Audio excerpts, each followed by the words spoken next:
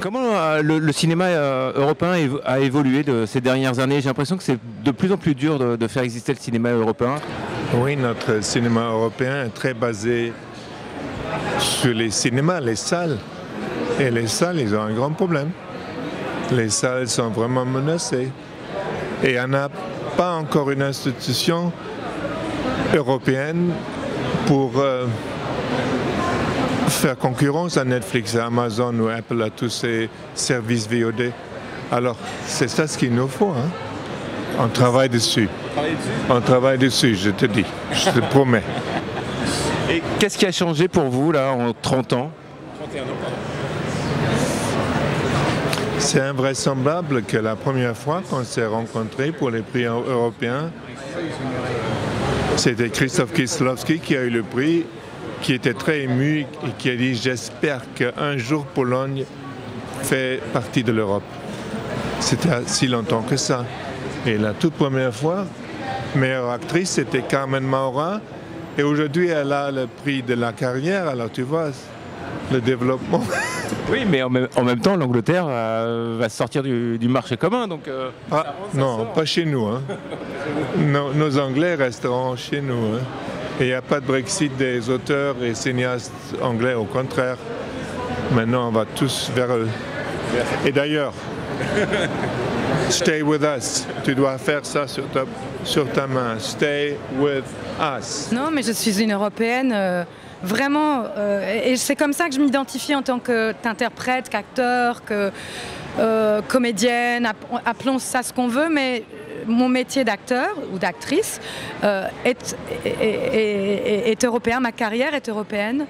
Mes choix, j'ai souvent été me balader dans les contrées en Roumanie, partout, en Russie. Le cinéma européen représente beaucoup.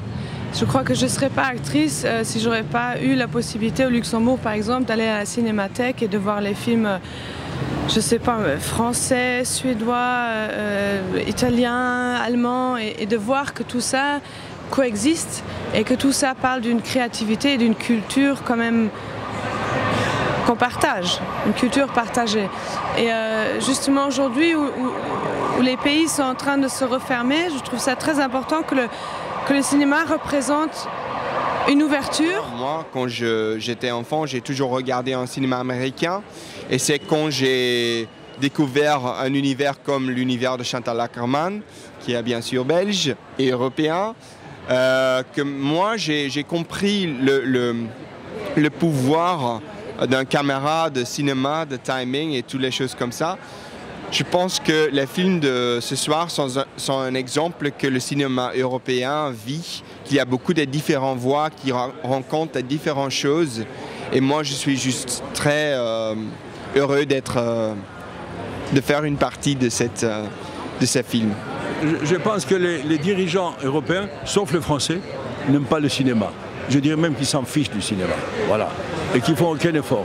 La France, on a compris, ou plutôt les autorités ont compris depuis De Gaulle, que le pays doit avoir un cinéma national. Et je crois que c'est pareil pour tous les pays.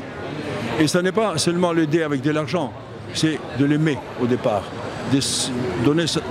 Faire sentir aux cinéastes que le cinéma est indispensable, ce qu'il est d'ailleurs. Et l'audiovisuel d'une manière générale. Et ça, ils ne le font pas. Et l'Europe non plus d'ailleurs. Il y a un peu d'argent pour aider, soi-disant, mais c'est minimum, c'est de l'aumône. Je suis chez moi, effectivement, je suis à Séville, en train de donner un prix à sa carrière à l'acteur Ralph Fiennes, que je ne connaissais pas et que je viens de le trouver dans les lobbies. Et je suis amoureuse, mais je suis tombée amoureuse, juste par son regard. C'est incroyable. Ah non, non, non, mais attends qu'il te regarde. Quand il passera par ici, dis-lui de te regarder dans la que Victoria t'a demandé ça, tu vas voir. Don't you think that European cinema is in danger now? I think there's a creative force that will not be driven away, but I think we are pushed to identify the strengths of what it is to be in Europe, and I think that's important. Votre type de cinéma, c'est quoi? C'est plutôt les comédies ou les drames? J'aime beaucoup les comédies parce qu'il faut se décontracter, rigoler, tout. Mais moi, je suis plutôt une artiste sociale. J'aime bien quand on nous raconte des choses qu'on voit tous les jours et qu'on ne fait pas attention ou simplement on ne veut pas regarder. Et dans un film avec des protagonistes, une chair en os, on arrive à comprendre la difficulté de la vie de beaucoup de gens et on empathise et on aime aider et on sort transformé, voilà. Et à votre avis, mais les comédies c'est génial et on a besoin, c'est thérapeutique. Ouais. Et est-ce que le cinéma espagnol est thérapeutique? Oui, aussi. Il y en a de thérapeutiques, il y en a de traumatiques. On a de tout, hein. Il faut avoir de tout dans la vie. Ah, je suis très contente parce qu'ils sont très sympas avec moi. L'Académie européenne, ça a été toujours très sympa à moi. J'ai eu un prix en 1998 et 1990, c'est le troisième, et là maintenant. Alors, je suis très contente. J'aime beaucoup cette histoire parce que c'est pas facile de monter une académie avec tous les Européens. On est très différents. Il ne faut pas avoir peur, parce que le cinéma américain n'a rien à voir avec le cinéma européen. La qualité, franchement, tu vois comme ils achètent des histoires. Rappelle-toi quand ils achètent une histoire d'un film et après ils le font pire, comme 3 hommes et un couffin. Un exemple parfait pour ça. Non, je ne crois pas qu'on est en danger. On fait des films formidables. Je suis très très heureux ce soir. Tout le monde, je crois que tout le monde sent que c'est important, que culture européenne au sens de liberté, pas de colonialisme, etc. Que c'est une chose en péril, en danger, et qu'il faut vraiment tout faire pour que ça survive.